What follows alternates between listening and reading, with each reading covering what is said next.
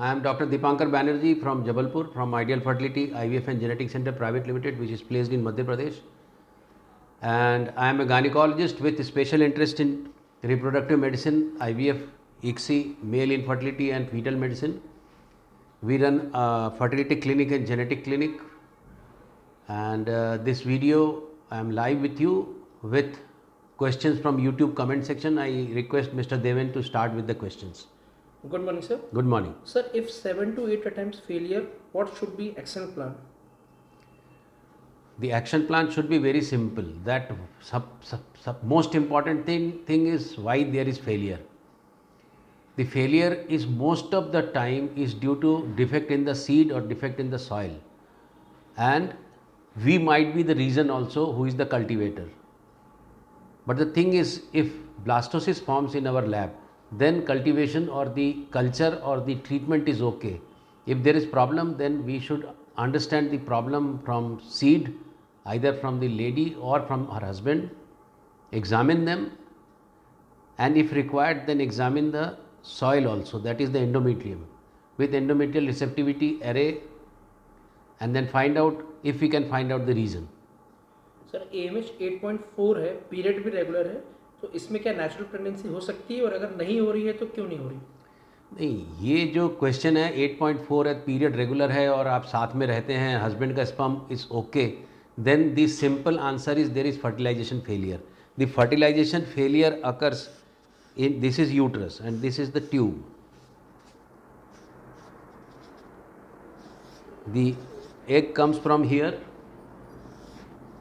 and the sperm goes from here, and there is a fertilization here takes place. If this fertilization doesn't take place, then you might be having good AMH, good egg count, good egg reserve, husband might be having good sperm count, and if you stay together and if it is not happening, then there is a fertilization failure. The fertilization occurs in fallopian tube. Most of the time, the investigation done for fallopian tube is HSG. There is some practice of fighter plane, so there is a, in background you can listen this fighter plane, and I am coming to this. They go with the HSG, and in HSG report you can see that patent tubes. If patent tubes, then it should happen. That means only patency of the tube doesn't work. The tube has three functions. One is the patency, giving the passage of egg and sperm, and second thing is the fertilized egg is just like a floating tennis ball. So it should get food from the tube, and there should be a movement in the tube by which it makes the embryo into the uterus. If any of the three function is not functioning well, even though the tube is patent, then this doesn't happen. This fertilization doesn't happen, or fertilization happens and it dies. This is the most common reason of idiopathic infertility. 8 week की pregnancy में बच्चे की heart beat 166 है, क्या ये normal है? बच्चे की हार्ट बीट यदि आपका 120 या 110 से 180 के बीच में यदि इस समय पर है, तो that is normal. Heart beat यदि बहुत कम है तब हम उसको प्रॉब्लम बोलते हैं, otherwise 166 is a good heart beat. Sir, अगर एंटी स्कैन की रिपोर्ट नॉर्मल आई हो तो क्या आगे कोई प्रॉब्लम हो सकती है बच्चे में? It is a very important and very good question.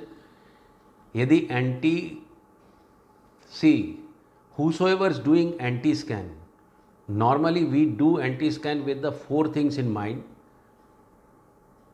एक तो बच्चे का स्ट्रक्चर, बच्चे का एन्यूप्लॉइडी स्क्रीनिंग, मतलब बच्चे में क्रोमोसोमल डिफेक्ट है कि नहीं, उसका अल्ट्रासाउंड मार्कर्स.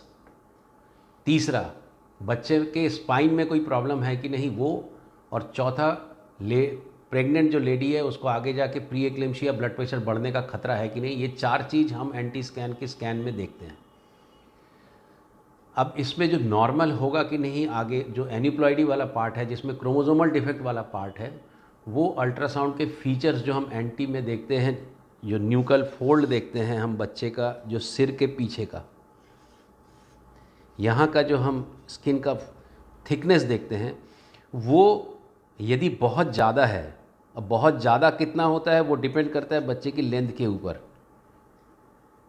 बट ये सब करने के बाद एक जो असेसमेंट आता है वो 85 to 90% करेक्ट हो सकता है। मतलब 10 से 15% सब नॉर्मल होने के बावजूद भी बच्चे में खराबी निकल सकती है, डाउन सिंड्रोम हो सकता है, दूसरी चीज़ें हो सकती हैं। तो एंटी स्कैन एक स्क्रीनिंग है, इसमें यदि सब कुछ ठीक है तो चांस खराब होने का बहुत कम है, पर 10 से 15% हो भी सकता है। ये जो बची हुई चीज़ है इसको कंफर्म करने के लिए या तो आप डायग्नोस्टिक टेस्ट में सीवीएस कराएं या एमनियोसेंटेसिस कराएं, पर ये डिपेंड करता है कपल के ऊपर कि वो कितना रिस्क एसेस करके अपना एक्सेप्ट कर सकते हैं। सुनने और जुड़ने के लिए बहुत बहुत धन्यवाद। यदि आपको मेरे वीडियो के कंटेंट, मेरे वीडियो का मटेरियल अच्छा लगता है तो प्लीज़ चैनल को सब्सक्राइब करिए। यूट्यूब में जाके यूट्यूब चैनल को सब्सक्राइब करिए, इसको शेयर करिए, नोटिफिकेशन को ऑन कर सकते हैं ताकि हमारा नया वीडियो बनने पर आपको सूचना मिल सके। यदि आप हमको इंस्टाग्राम में फॉलो करते हैं तो प्लीज़ हमारे आइडियल फर्टिलिटी चैनल को फॉलो करिए। आप हमारे यूट्यूब चैनल को भी फॉलो कर सकते हैं, देख सकते हैं। सुनने और जुड़ने के लिए बहुत बहुत धन्यवाद।